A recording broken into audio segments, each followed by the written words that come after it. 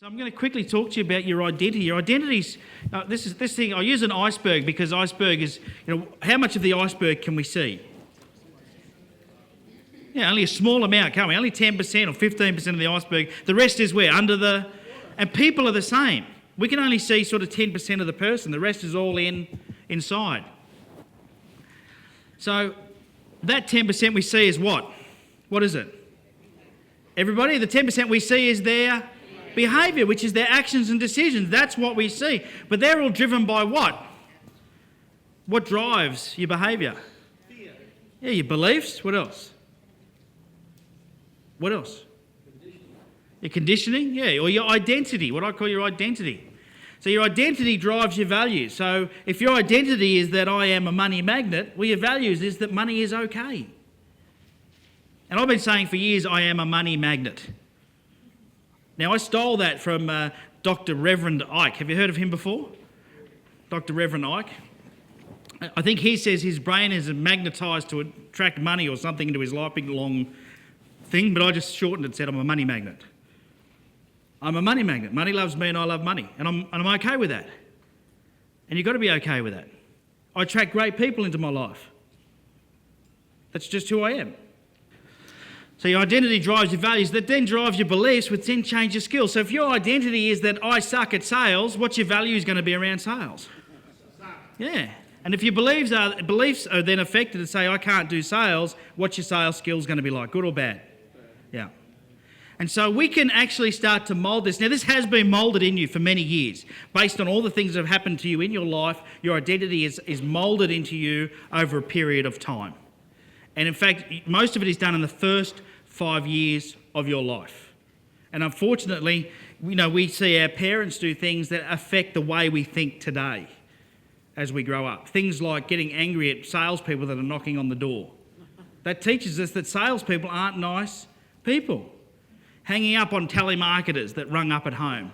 Yeah? But all of these things condition our brain to give us beliefs around the values of that person. Yet times have changed a lot. And it's how there's this very famous saying, which is it's what you say to yourself about yourself when you're by yourself that matter the most. So it's that whole self-talk. Yeah? And Ray Kroc once put it this way, he said, you're either green and growing or you're ripe and rotting. And it's the same with your self-talk. You're either learning more and learning to be a better person, or you're ripe and rotting, so you've got to let more in. And if you're not willing to change, you've got your head in the sand like this turkey here, who knows where you'll be in 5 years. So if your identity is that you suck at sales, or your identity is you're no good at marketing, or that you're not deserving of making money, then you're in trouble. Because things don't just change magically. You have to change them. Here's some good examples of companies that did it. I mean, look at Borders.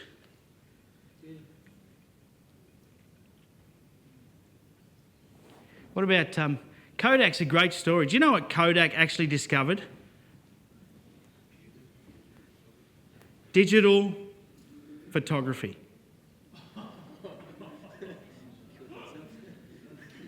But they were so afraid that it would affect their film sales that they didn't release it. Isn't that amazing? There's a story about Borders Books, I can't remember what book it is in now, of a meeting that was around a boardroom table where one of the executives said, everything's going digital, we need to get onto some sort of e-book reader. And the board voted against it. Have a look at Amazon now. How huge is Amazon? Things change. If you were servicing carburettors, you'd be broke now. If you were pressing records, you're broke now. We have to be able to adapt to change. Have to. So, we're going to go and have some morning tea. Before we do that, we're going to grab a pen and paper and we're going to mould our identity. Now, these are the two most powerful words in the English language, or any language. I am. And what you say after that is what you become. Because we're human beings, not doings, not havings, we're human beings. And your identity is about who do you need to be the successful business person that you're desiring to be. And so I want you to write down on this piece of paper 20 affirmations, or at least let's get started on it. Things that you can say after I am. I've already shared one of mine with you, which is I am a money magnet. Now, why are affirmations important? Yeah, because you've got this subconscious brain that is extremely powerful.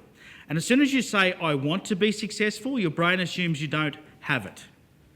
We have to trick your brain into thinking that it already has it. So we say, I am a huge success. I am a money magnet. Before I had $1 million, I used to say, I am a millionaire. Sure, I had a little voice on this shoulder going, you're an idiot. You'll all have that voice. The first time I did this, I was at a 10-day entrepreneurial boot camp at the Hyatt Coolum. And every morning they'd drive us out in these buses to the beach and we had to yell our affirmations out to the ocean. And it felt weird, let me tell you. It's just not, I'm not a tree-hugging kind of guy. Like, have you read The Secret? Yeah, The Secret is to put that book down and go do some work, right? I'm just not a tree-hugging kind of guy. But the one thing I can tell you has really changed my life is to do daily affirmations. And I have many more than 20. And they're not just around money or business, they're around my life. I have an affirmation that says that I am a fantastic father and husband. You can put whatever words you like after I am, but I say use some adjectives in there. Get it powerful. Don't just say I'm a good salesperson. Say I'm a bloody fantastic salesperson. And even if you know right now that's not your reality, just say it anyway. Ignore the little voice that says, no, you're not, because it'll be there. How do you spell affirmation? Affirmation, A-F-F-I-R, M-A-T-I-O-N. Affirmations. And how often should you say your daily affirmations? Just checking. But I've been to workshops all over the world with all sorts of entrepreneurs, and one of the questions I always ask them is, and I'm one of these pests that try to get up the front and talk to them at the end of their presentation and just introduce myself, but I always have a couple of questions. And one of them is, have you got anything that you do on a daily basis that you believe has led to your success? And I can tell you the most common answer I get, and I'm talking some of the wealthiest people on the planet, is that they do daily affirmations. And I know we're all busy, but there are a couple of times in your day when you are on your own. It's even less frequent now because I hear people on the toilet talking on the phone sometimes. But I suggest when you go to the toilet, don't take your phone. Say your affirmations. If that's the only time during the day. Mine are laminated in my shower. Drives my wife batty. But that's how I do it. That's the time, because I don't take my phone in the shower. Hopefully none of you do. But that's the time where I just stand there and I read off my affirmations. The other thing that and I haven't listened to them for a while, but I did for a while, was I recorded them on my phone and just played them in the car.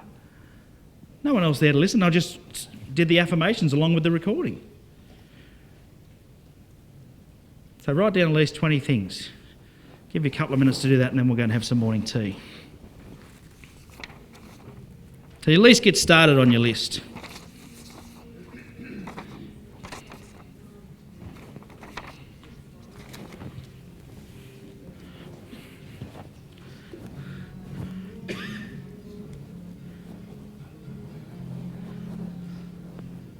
So I am a respected business leader.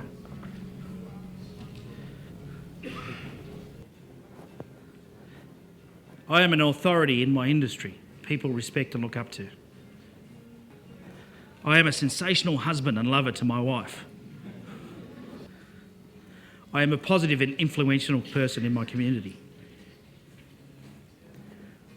Now, I'm just sharing some of my affirmations with you right now. Feel free to steal them if you're stuck. Same thing, do some market research if you're stuck. It's okay to share these. Like I said, when I first started these, they felt weird to do. In fact, I went quite a few years without doing them. So I thought it was just a real wanky thing to do.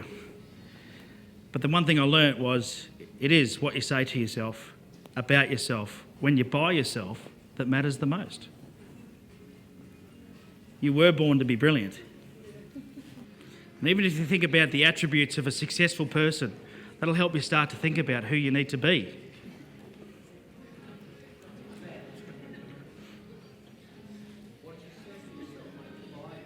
About yourself. It's what you say to yourself about yourself when you're by yourself that matters the most. All right, finish up on the one you're writing.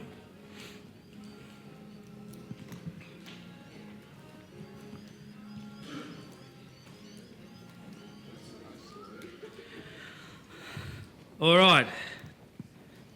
We ready to have some morning tea? Have you learnt lots this morning so far? Yes. About yourself. You're feeling a bit more motivated, charged, ready to be a better business owner, yes? Yes. Fantastic. So, before we go to break, we're going to do a thing called a whoosh. Everyone up on your feet. And this is a little ritual spelled R-I-C-H-U-A-L. It's a Tai Chi move, and what it is, it's designed to lock in everything we need to lock in and let go of all the crap we need to let go of. Is there some stuff we need to lock in, yes? Some stuff we need to let go of, yes? All right, fantastic. So this is how it works. First of all, left foot forward, left hand forward, right foot back, right hand back. So you stand like this. On the count of three, what we're going to do is we're going to kick with our right foot, we're going to clap our hands together like that, and we're going to say whoosh. Now, just so we're clear, and maybe make a bit of space. This is a really important part of the instructions. Just kick one leg, all right? You look silly otherwise. You ready? And we say whoosh at the same time. You ready? 1, 2, 3, whoosh! All right, 15 minutes. How long? See you in 15 minutes. Don't be late. Go.